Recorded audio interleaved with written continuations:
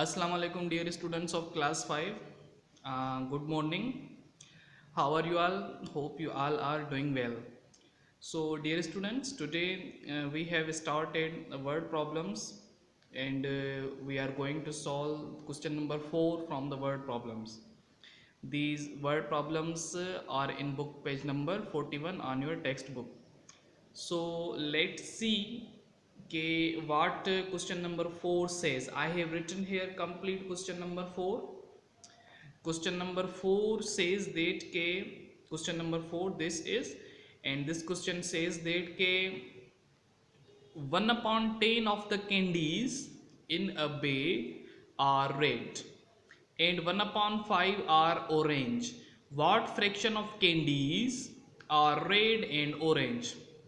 अब कहा ये जा रहा है कि 1/10 जो चॉकलेट्स हैं, कैंडीज हैं, मिल्कीज हैं, वो आपके पास ऑरेंज की है, सॉरी रेड की है, और 1/5 आपके पास ऑरेंज की हैं।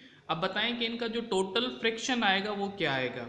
इसके लिए हमने इसको किस तरह से सॉल्व किया है, इसके सॉल्यूशन हमने ऐसे निकाला है कि आपके पास देखें रेड कैंडीज कितनी है 1/10, ऑरेंज कैंडीज कितनी है 1/5, टोटल कैंडीज कितनी बनेंगी, यानी कि रेड एंड ऑरेंज का जो फ्रैक्शन बनेगा वो क्या बनेगा, हमें क्या करना पड़ेगा, प्लस करना पड़ेगा 1/10 को और 1/5 को।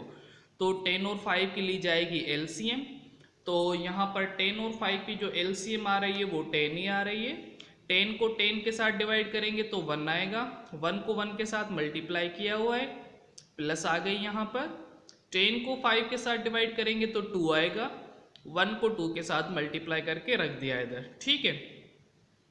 अब 1 1 जार 1, 1 2 जार 2, तो यहाँ पर हमने लिख दिया 1 + 2, तो ये हो गए 3/10, यानी कि रेड और ऑरेंज जो कैंडीज बनेंगी उनका जो फ्रैक्शन बनेगा वो बनेगा 3/10। ये यहाँ पर एलसीएम भी ली हुई है, और आपका जो अगला होमवर्क है वो होमवर्क ये है कि क्वेश्चन नंबर 5 सॉल्व करना है बुक पेज नंबर 41 से, ठीक है बेटा। तो इसको रिवाइज करें क्वेश्चन को, क्वेश्चन समझ में ना आए तो मैसेज करके पूछ सकते हैं। Thank you so much, take care.